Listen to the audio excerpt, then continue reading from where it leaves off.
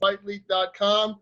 We've got a lot of great news articles that we are sharing right now on Fightlete.com. A lot of new, great MMA articles and interviews as well. And right now we got Jamie Pickett joining us here on the Fightlete Report. Really excited to talk to him about his big victory, of course, at Dana White Tuesday Night Contender Series.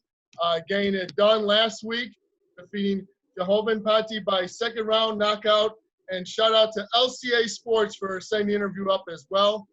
And talk to us about, after the third time you got the contract, talk about the win on the Contender Series and finally getting your name called. How did that feel? Man, it felt good. It's a big sense of relief with the to fight as many fights I've had and so many letdowns and ups and downs to finally cross over to the UFC is a big deal for me. So it's a big relief.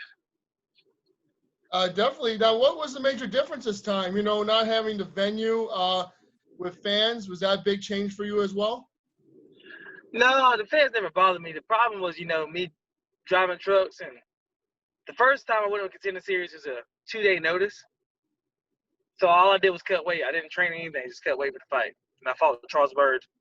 And I was pretty much winning that fight until I gassed out. But and I went there with no coaches. That's another thing people don't know, that I went to the first Contender Series with no coaches.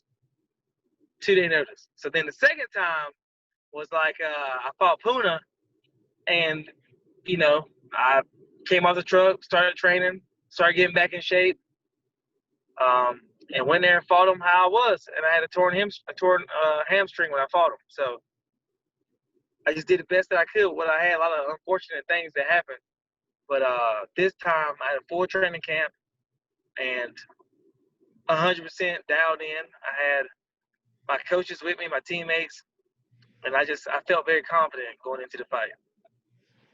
And when do you think Nightwolf will fight next? I mean, would you like to fight maybe 1 or 2 more times this year? I mean, how does your body feel after that performance?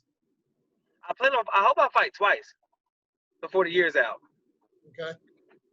Any idea who you like to fight, or what event would you like to fight at? I don't care. It doesn't matter to me. As long as I get to fight, it doesn't bother me. I don't care. And how you be able to relax during the downtime? I know you've driven your ATV before. Like, what does the thrill of the open road do for you? Man, I love my dirt bikes. I love my quads. I love my horses. That's me. If you know me, like people around here that know me, they'll tell you where do you think Jamie's at right now? They're like, probably on that dirt bike, probably on that quad, or probably on the horse. That's me. I'm outdoors. I like to have the wind behind my back. Definitely. We'd like some good content for future UFC interviews or embedded series, right? Yeah, I can't wait, man. Put a dirt bike on the back wheels and let you see it. Definitely. Like, who would win between you and Cerrone? You guys did a race. Did we race? Yeah, or could you imagine getting together with Cowboy and because he loves doing that stuff too. I would outride Cowboy on a horse, dirt bike, quad, whatever he wants to get on. I would outride him anytime. Nice. I love Cowboy. Cowboy's one of my favorite guys. I love Cowboy Cerrone, man. I want to be just like him and fight much as him, but on a horse or a dirt bike, he don't want to see me. Okay. Hopefully one day we'll see that happen. I know you recently trained with Anderson Silva this year, well, back in March, rather, so not too recent, but talk about that experience. That guy was so cool, man. I was very, very humble and nice, very, very sweet guy, and just very composed about himself and good teaching skills. And definitely. Now, when your next fight happens, what's in store for your opponent? And, what are fans desiring to see more of? Because, obviously we only saw that knockout, from you. So what are they looking to see from you? What can they expect? I don't really know what fans want to see more of exactly from me. But what I plan to give them is exciting fights, man. Fights where people don't stand around and circle each other. I don't stand around and circle people. I try to fight them. So I'm going to put on shows best I can. I have a lot of things that I do that I just haven't been able to do because I haven't been able to let loose because everything is riding on this moment. Contender Series is a big deal. Everything's riding on this moment. So all the things that I would normally do, I don't. I was fighting more like conserved. I wasn't putting all my best things out there because I wanted to make sure I got the shot and get it, Sure. like get the win so I get in the UFC. But now that I'm in the UFC, I can do the things that I want to do. I feel like I can let loose. We're excited to see it. And then any funny stories that you might have had shared with Anderson Silva? Like a funny story, like, when you communicate with him? Oh, not really much. He's a cool guy. I didn't have too many stories with him. He was nice. He just showed us a bunch of stuff, and me and him talked about fights and fighting and different things, and make sure, once I get into UFC, go, pretty much. That's about it. Definitely, man. He didn't have to get that record for nothing, the title record, until Demetrius Johnson beat him, of course. It was another workhorse. Now, talk about you're being a big Marvel comic book fan. Like, what were your feelings? We just heard, unfortunately, Black Panther has moved on to the realm, Oh, man. Chadwick Boseman. That was a hard one, man. Kobe Bryant was the hardest one of all, but this was a hard one too, man. Like, I damn near cried for both. So, he's a big deal to us, especially comic book geeks like me. I have a comic book collection. I collect comic books, so I have a lot. So, my favorite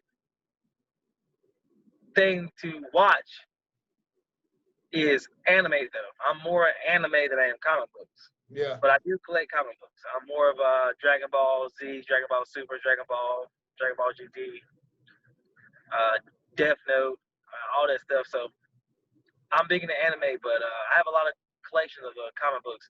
And Black Panther, I read a lot on him, but my favorite probably is Thor. So awesome.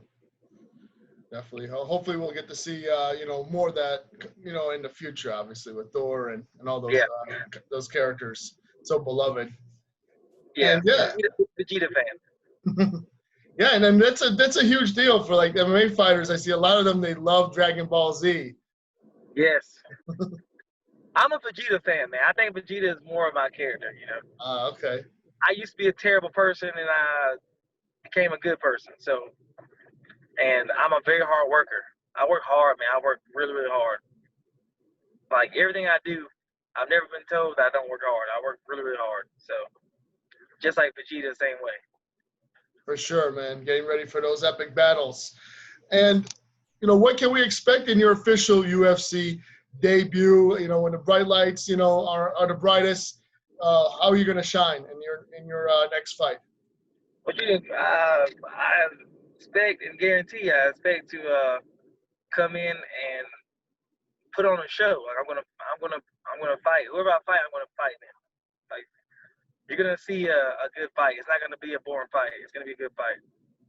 I'm gonna press the action for sure. Well, we appreciate you taking time to be on the show. Jamie Nightwolf Pickett, appreciate you, taking time, sharing about your thoughts on your victory, and we welcome you back on the Fight Report anytime. And anyone you'd like to thank, go ahead.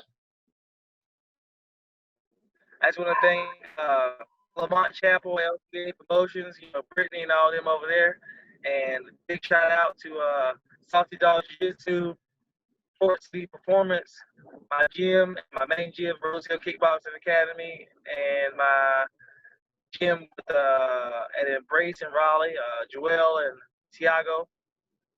And just want to thank all the supporters out there who's been supporting me. I hope y'all continue to support me. And if you don't support me, I hope you do support me. Thanks, guys. For sure. Anytime. Jamie, take care. Best of luck. And you're welcome back on the show anytime. Yes, sir. Appreciate it. Anytime. Take care.